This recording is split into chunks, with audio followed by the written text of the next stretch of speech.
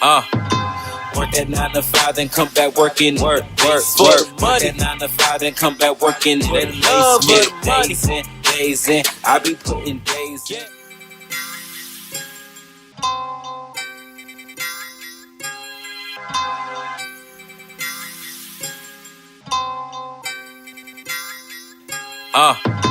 Work that 9 to 5, then come back working. Work that 9 to 5, then come back working. Days in, days in. I be putting days in. Be my tribe, be working like we trapping up days in. Work that 9 to 5, then come back working. Work that 9 to 5, then come back. Crazy, man. What is wrong? Oh, my girl, she about to lose my mind, man. She drive me crazy. But just tell me what happened. Alright, look. She talking about I'm possessive. You know, just because I don't want her to be around any other men, any other guys, any other dudes, I'm possessive. I mean, that's not a healthy factor. Healthy smell that. I don't care about that. I don't want my girl around any other guys. I didn't think that was a problem. Well, it's again not healthy. But listen, okay, listen, alright. I got a video, okay? I want you to check it out. You tell me if I'm tripping. I think I'm a good catch though. You think I'm a good catch? You think she think I'm a good catch? I'm not tripping, right? Am I crazy? You think I'm crazy? You looking at me like I'm crazy. Well, let me just see the tape and we'll just go from there.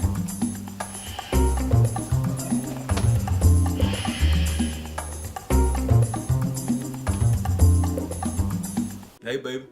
Hey, baby. How you doing today? I'm good. But look, what you doing though? Oh, nothing. Just talking to a friend. Yo, what?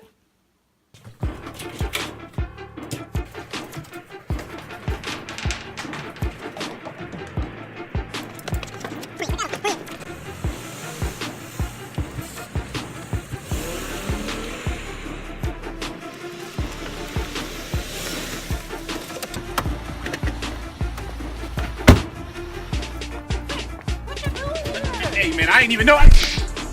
Come on, get in the car. Talking about just a friend. You allow 3 friends: the Father, Son, and the Holy Spirit. So what you think? Am I tripping?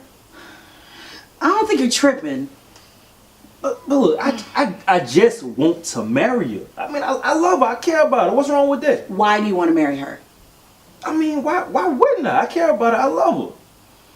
Okay, love is a serious thing, but again, why do you want to marry her? I mean, don't you want to get married? Oh, I don't know about that. I really don't see where it's worth it. Look, 2 is always better than 1. And you can do better by yourself. But who says you got to be doing bad with somebody though? That's true. So give me one reason what makes marriage worth it for you. That's easy. My taxes. Taxes? Yeah. Why taxes? Listen. Okay. I can't explain it to you. But my accountant broke it down to me, told me everything. I'm going to take you to meet him. Okay. If everything he says makes sense to you, right? Okay. You owe me a drink. Deal? Deal. That's what I'm talking about. Deal. That's what I'm talking about. Okay. Let's suggest that if marriage, in my mind, is worth it. But let's suggest your issue about taxes. Okay? There are definite tax benefits if you do get married. You get the exemptions, higher exemption, and you do also get a higher standard deduction. Usually when you're married, there are certain investments that you do have, primarily a home. Those deductions are usually more often than not beneficial. You get into charity deductions, things of that nature. So your deductions are usually more beneficial when you're a couple, when you're a married couple. Usually more beneficial. Gotcha. Okay. So, Chris, for starters, you are married, correct? Correct. Okay. Yeah. Mm-hmm. We've been Yes. married now for We've been 30 married. years. Yeah, believe it or not. 30 years. 30 years. Yeah. Yes. 30 Yes. years is 30 great years. Yeah. So out of those 30 great years, to actually run the tape back, what was actually the biggest thing starting out as far as the biggest challenge? That's a good question. The biggest challenge, I guess, just we started younger. Yeah. Okay. I would say, and truth be told, we always tell our kids, if we know then what we know now, we probably wouldn't have started when we did.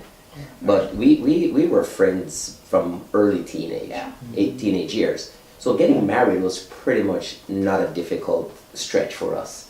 So we grew together pretty much, which is very uncommon in today's society. And so we got married before we even had careers. Before I The went to challenge school. was finances. Finances. Finance, exactly. You don't know Right. how, where, when, but somehow Or even why. somehow Yeah, it worked. but- It but- worked. It worked. Right. Yeah. With we I think with a lot of prayer Yes. and Yes. and there were certain ground rules. I don't say ground rules, things that one you have to respect each other because we're gonna get in fights. You are going to get into fights. Make no mistakes about it. But it's how you handle that. No name calling because those things you will regret. They will, and people will remember name calling, no matter how good the time is. Say, but yeah, you call me this or you call. Forget the name calling. Just argue your point and get moving. Okay. Both of you go to your red corner, your blue corner, you deal with it, and then things get back. So there's nothing to look back on and regret. So that was one of the things we did from day one. Okay. Okay, so even just to piggyback off of Marissa's question, a more important question here, what do you think has kept you all together for so long? I mean, for 30 years is quite a long time. So what do you think has really been the glue that has kept you all together for so long? For us, I believe, again, you have to have, for me, and I try to incorporate God in everything you do, because I think that is the glue that he speaks of, is what I find that kept us through this whole process. So you have prayers and I have my children that I always, 3 beautiful kids that there's just the reason for me to get up and go each and every day. So that kept us going, and all the respect factor and everything like that, comes into play, but yeah. Yeah, the kids played a big part in the sense that one of the conscious decisions we make is, and I think my kids will tell you, they probably never ever see us argue or fight. Because that's not their business. But we do. But we do. But just not in front of the kids. Yeah. They will see us mad, Yeah. but they won't hear or see anything. Because we don't do it in front of them. It's not a public display. Right. Yeah. And that's a conscious effort. So they grew up in an environment where that's absent. I don't I'm even know not if they even know how sure to if deal that's with it. even a healthy thing though, because Exactly. I'm not sure Because how it doesn't different prepare is. them. Yeah. You know? But that's just our thing that we do where, okay, we go upstairs, we close the door, and it's like, okay, listen, that wasn't, you lay it out there, but in front of the kids, they'll know that, okay, we're gonna have to talk later, and they figure out, That's like, it. ooh, that is in trouble. And I mentioned a few ground rules before. Don't undermine each other. Don't ever undermine each other. We can disagree on course of action when it comes to certain disciplinary actions or even decisions. It doesn't have to be disciplinary when it comes to the kids. So, kid come to me, can I go outside? No. They're going to go to mom. Mom will like, did you ask your dad? Yes. Okay. That may even result in a spanking. Just don't. Because you're trying to play one against the other. So let's just not make that happen. Right. And if he said yes, the dad say no, then it's no. We may talk about it later, and then I will reverse my decision, or she will reverse her decision, but it's not me overriding her. Yeah. So you just don't undermine each other with the kids. So they, Everyone knows the rule They and know the follow rules. accordingly. yes. Yeah. And if you're caught trying to play one against the other, you can It's trouble. bet there is a price to pay for that. Yeah. So those are the kind of things. So we lead them by example. Give them a home that is, it's not misery. It's not misery central. They are void of our day-to-day struggles like we have with every other couple. Whatever problems we're having, they're immune to that. And that is a very conscious decision to do that. Married couple, for tax purposes, are usually much more beneficial. There's a lot of benefits you get for being married. Case in point, if you earn individually, let's say $55,000. For example, you earn $55,000 and you have 2 kids. What happens is, if you were single, you have one child, you both will get your $1,000 child credit. That's fine. But once you earn anything in excess of $55,000 individually, that child credit starts to go away. They call it a phase out. So it phases out for every 1,000 over 55. So you lose that from a tax incentive standpoint. However, if you're married and you still both earn 55, now you have a household of 110,000. Okay, well, you still have the 2 kids, $1,000 each. The phase out starts at 110. You follow me? So if one person still earns 50 and the other goes to 55, the phase out is such higher.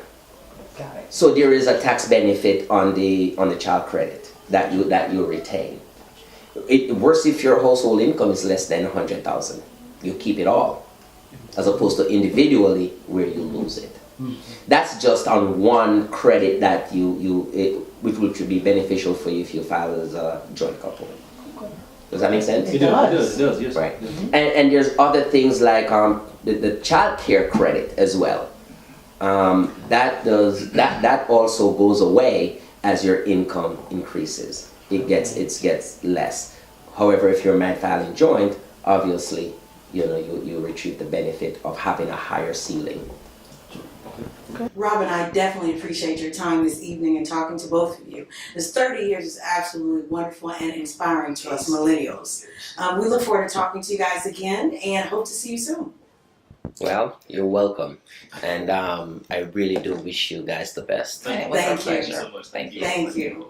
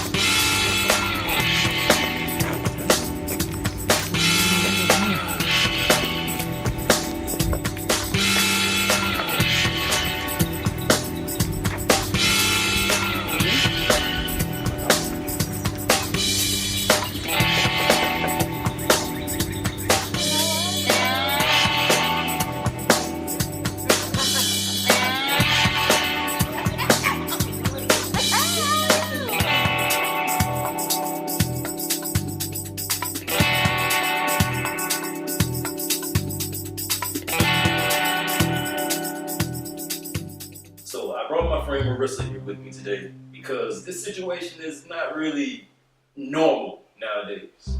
If you get what I mean. I know. Not normal by any means. I mean, you guys are wonderful people. You're happy, you're young, you're married. How is that? Wonderful. Thank you. That's wonderful. So, for starters, how did you meet? You want me to tell, or you want?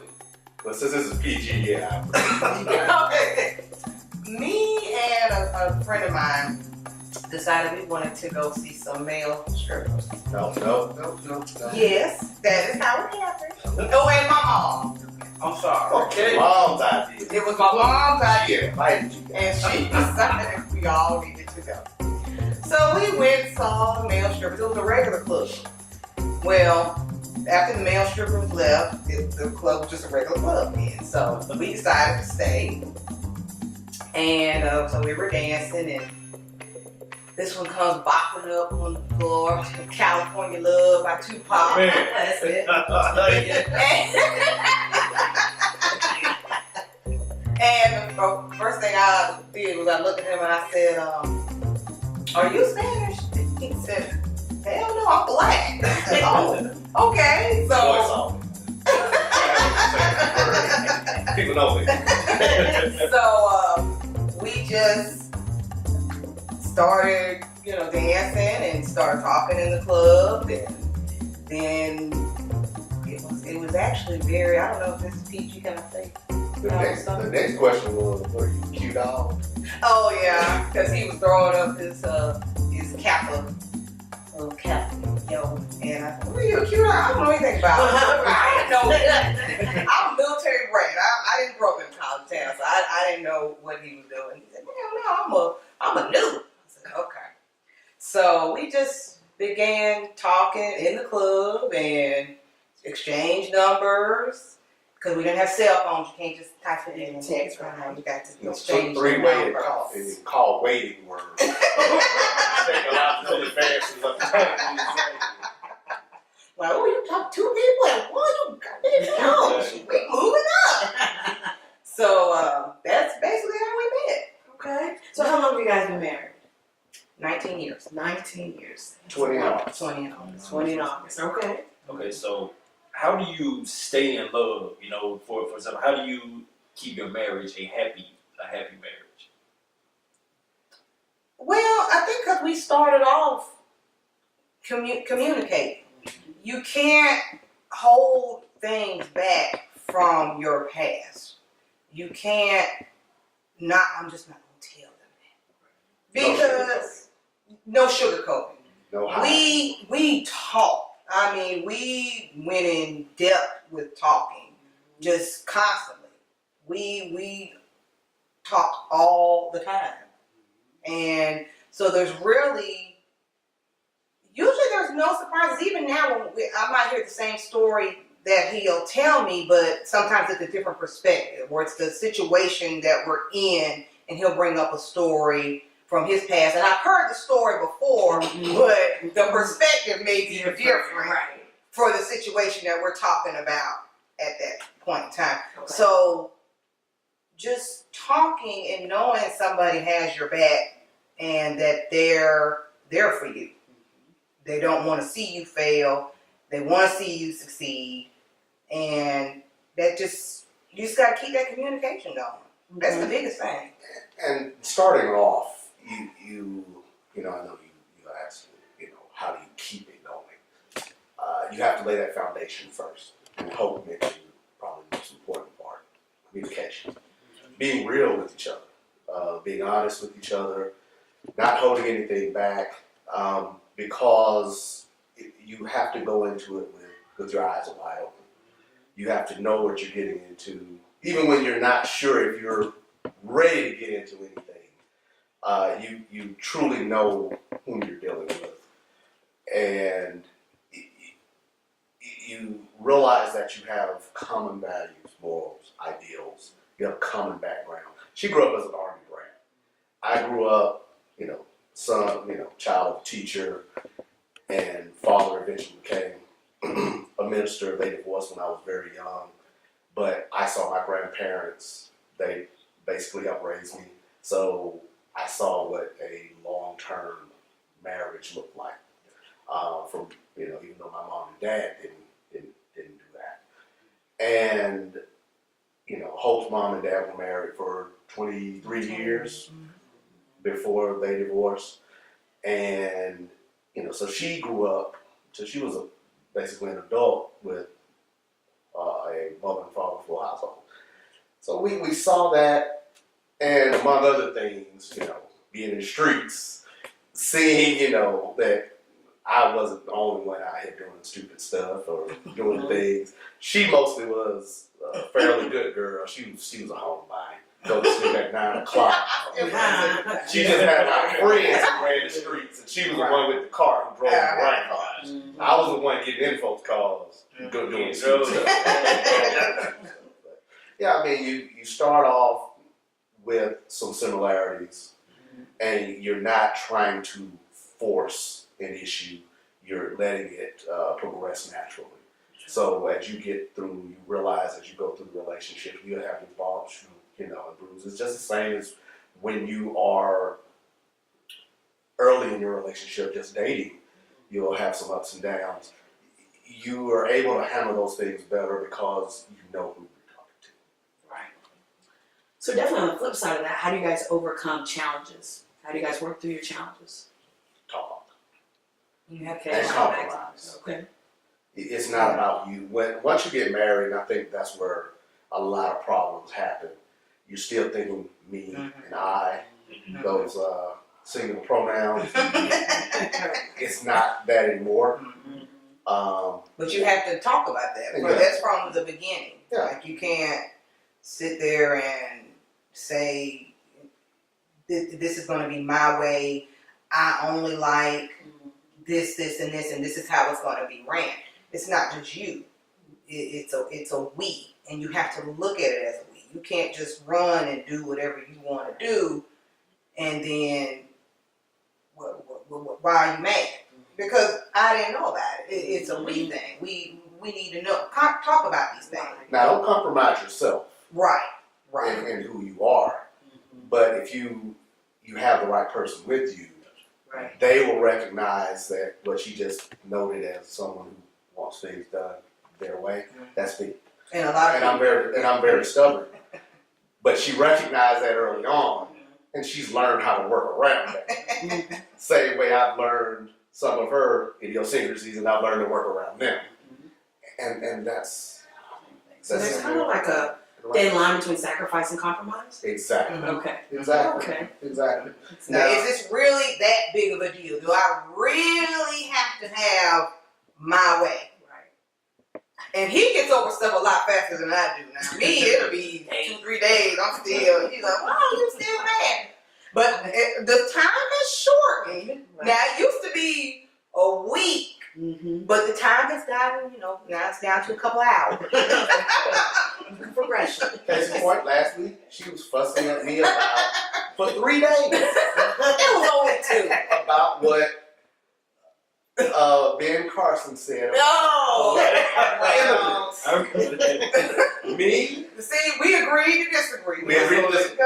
After 3, I agreed to disagree on day 1. She kept coming back 2 or 3 days later. She was still saying it. I'm like, oh. It was still in the news. She was still upset about it. And We're not gonna talk about it. We're just gonna let it go. Okay. see, let things go. Okay, so Not important. what made you say, okay, I want to make this one my wife? Like, what made you say this is the one? You wanna know what made him say it or how it happened? You want the story? Both. Well, you tell the We were real riding. I'm story. gonna tell you the real story. We were riding. She was driving. I was riding in her car, and I was mentioning to her that a friend of mine I was in the Army at the time. I said, hey, Alfred is. It was crazy. Alfred, his last name's Alfred. Oh, We always do last name. okay. Like Alfred and Bonnie getting married, and this was a guy, a fairly young guy in the Army with me. She was a much older lady, but and he and I used to run the streets a little bit, but he loved this woman. I said, they get married. I said, I actually think it's pretty cool. They seem to get along. They seem to have something, they seem to be clicking some kind of way. Even though they look like the odd couple, they seem to be working. So Hope, drive car, looks ahead, never looks over at me. So why don't we get married? I said, well, since you're asking, sure,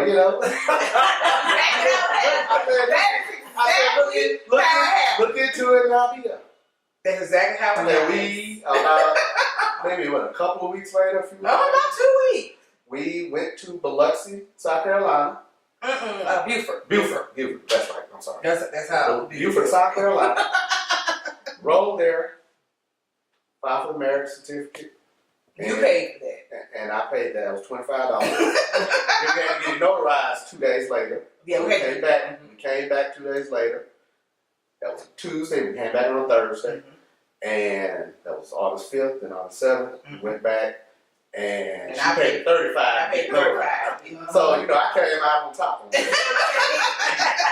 She proposed, and she paid the most. I got the best out of the best. And we argued the whole way because I got lost. She got lost and wouldn't ask for directions. We didn't have GPS. Yeah, GPS. So I had to call the lady find out how to get there. Oh, man. And the lady said, okay, you sign here, you can kiss your bride. And I said, I'm not kissing you, let's go.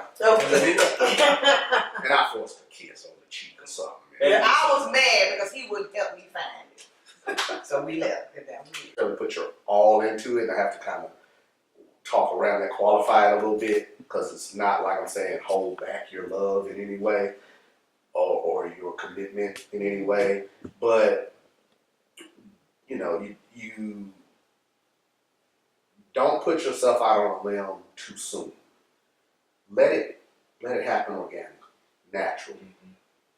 Get to know the person, and you'll start to figure out whether or not you'll get to a point where she just asks you in the car, "Hey, do you want to go get married? You know, why don't we get married?" And it was no kind of what you mean. It was never. It just happened. It wasn't, you know. But you can't go into it and think that I'm going to make this person wanna be with me. But see, they want to be with you. And she didn't know at the time. She had already won me over. It's called a mama moment. No, here we go. It's called a mama moment. All men looking for that mama moment, whether they know it or not subconsciously. You want someone. You want somebody to take care of you. You want somebody to be there for you, more above and beyond the norm. Put you before them, because that's the only way you're gonna get to we and us. And your mom might have been the only person in your life as a young man who's done that for you. My mama moment was I had in May of '97. I had a tonsillectomy and adenoidectomy. Had my tonsils removed. 21 years old, 22 years old. 22 years old. 22 years old. Little kids running around happy, got their tonsils out. I'm terrible. So it's an in and out surgery, and I had it done in an Army hospital, so wasn't that great. Went home. She actually took me home to her house to keep an eye on me, because they wanted someone to watch me for 24 hours. I ended up spitting up a blood clot because they didn't close the sutures well. The size of my fist. I thought it was an organ. And I came out the back with it in a pillowcase like here. She ran, got up, sounded just like my mom. Oh, Lord, get in the car. Threw me in the car, ran, took me to the emergency room on the base. Walked in. He just spilled blood. He had a tonsil removed this morning. I spilled blood clot. Man, you need to fly. Hey, I'm sitting there. I didn't went on. I'm like, sound just like my mom. It was about half dead and just sitting there bleeding because I lost so much blood. I almost needed. I was very close to needing a blood transfusion. They said. So I'm half dead in the emergency room. She's showing them the blood clot. Look at what he stood up. Take his ass back. After I survived, I spent 3 days in the hospital after that. I survived. I looked up. I said, she might be that the one right now. She didn't even know. We got married in August. So that whole little episode of us, of when she proposed to me, it was so beautiful. That was like the end of July. Never let me so it was like 2 or 3 months later. And I knew then. I had that moment. And dude, but it has to come organically. You can't force the moment. It has to be a situation. However, as a man, you can set up a moment pretty well and see how she reacts. But as a woman, don't try to make every moment a moment. Right. But however, if it happens, be prepared, be aware of it. And because a lot of times you don't. It just happens. It's kind of like she thought that's what she was supposed to do. Yeah. My baby, now me. I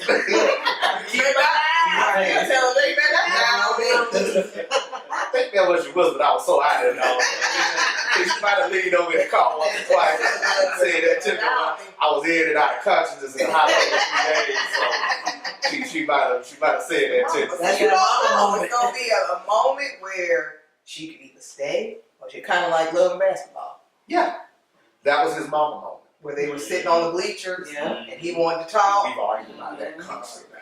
And she was so concerned about her game that she left him. His life was in shambles. The man he looked up to his whole life, the man who molded him into who he was, taught him how to be a man, was less than the man he turned out to be less than the man he thought he was. And it tore him down. He saw it, even though his mom was sitting there just hurt, he couldn't even be there for her. He was so broken down by what happened because of his relationship with his dad. And she left him there. She left him there. She stayed there. If she had stayed there. I can still watch that movie right now and get mad. If she had stayed there, she'd have been the one instead of 6-7 years later, whatever. She'd have been the one while he was still in school. He would have been ready because that was his mama's moment. He needed a mom. His mama was too hurt to be there for him at that time, and she was there. And they talked. They were friends. They had all those common backgrounds, moral values. They were there, and she sat right there beside him and chose herself. And after that, like he said, he couldn't trust her. He didn't know if he could. And you gotta know that, because if the house is burning down, I gotta know she's gonna pull me out of here. As hard as it's gonna be to pull me out of here, she got to be. I got to know it, and she has to know the same.